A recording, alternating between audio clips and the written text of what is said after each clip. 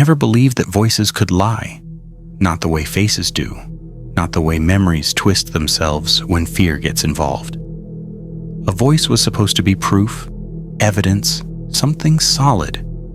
That belief is what destroyed me. The message arrived at 3:17 a.m., and I know the exact time because I was awake, half asleep, half drifting, scrolling through nothing, waiting for sleep to come. My phone vibrated once, just a single vibration, and I saw a voice note from Ethan Crow. I hadn't heard that name in over 6 months. We used to work night shifts together at a data recovery center, and we were close once, close enough to know each other's habits and fears. But one night, Ethan quit without warning. No goodbye, no explanation, and he blocked everyone, including me. So when his name appeared on my screen at 3:17 a.m., my first thought wasn't fear, it was guilt. The voice message was 12 seconds long, and even before I pressed play, something about the waveform felt wrong, uneven, jagged, like two recordings layered together. I pressed play. "Hey, it's me." Ethan's voice sounded older, thinner, as if it had been worn down. He said he didn't have much time, that if I was hearing this, then something had already gone wrong, and then he stopped. There was no silence, only breathing, but it wasn't his. It sounded closer, like someone else breathing directly into the microphone. He continued saying he made a mistake, that he listened to it and never should have listened. I heard something move in the background, the sound of fingers brushing against fabric, and then he warned me not to do something, but the audio distorted violently, static, tearing through the message.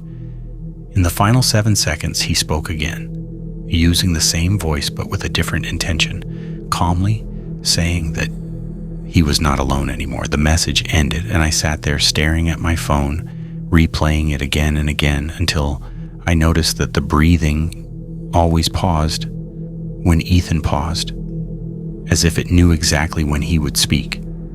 The next morning I tried to call him, but the number was disconnected. I searched for his name online and found nothing recent, no trace of him, except for a single forum post from 2 weeks earlier, asking if anyone else had received strange voice messages at night, posted at exactly 3:17 a.m.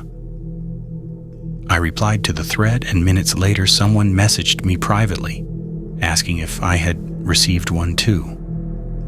Her name was Lena, and she told me her brother disappeared the year before, that the last thing he sent her was a 12-second voice message.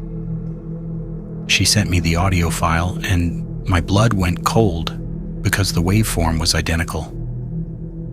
It was a different voice, but the same breathing, the same distortion, and the same final words saying, "I'm not alone anymore." Over the next 3 days, Lena and I found 9 more people who had received similar messages, all between 3 o'clock and 3:30 a.m., and every sender vanished within 72 hours with no signs of struggle and no digital activity afterward, as if they had been erased. The police dismissed it as a prank or mass hysteria until Lena slowed down the audio and uncovered something beneath the final 7 seconds, a whisper so faint it was almost invisible, repeating the words, "Play it again." That night at 3:16 a.m., my phone lit up with a message from an unknown number, another 12-second voice note. I didn't open it. I threw the phone across the room, but it started playing by itself, and this time the voice was mine. I wasn't speaking, yet I heard myself say that I had made a mistake.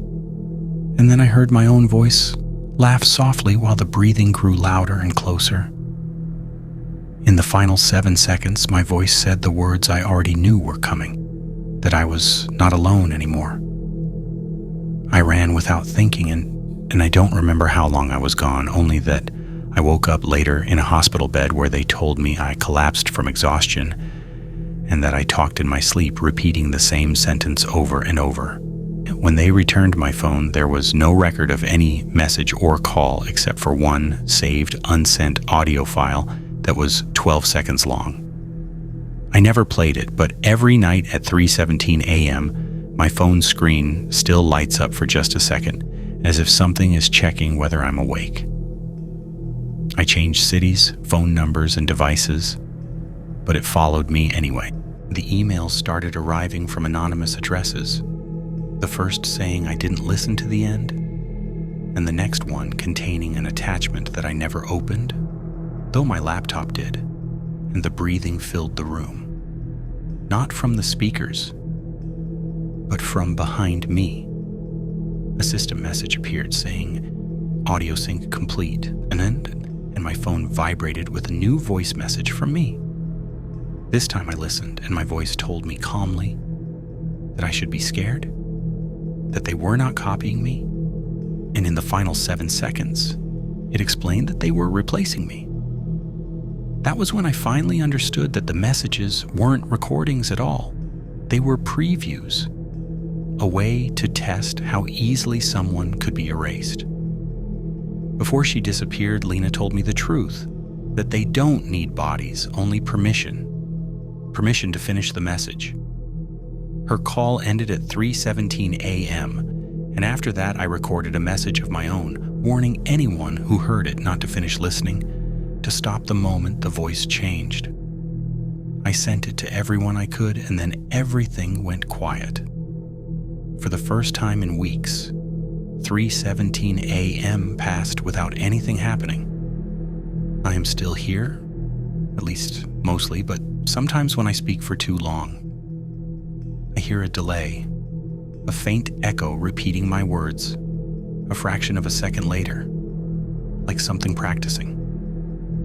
If you listen to this entire story and you ever receive a voice message late at night, check the time, and if it's 3:17 a.m., don't play it, because the last 7 seconds are when it learns how to be you. Listen to me carefully. What I'm about to tell you isn't a fictional story.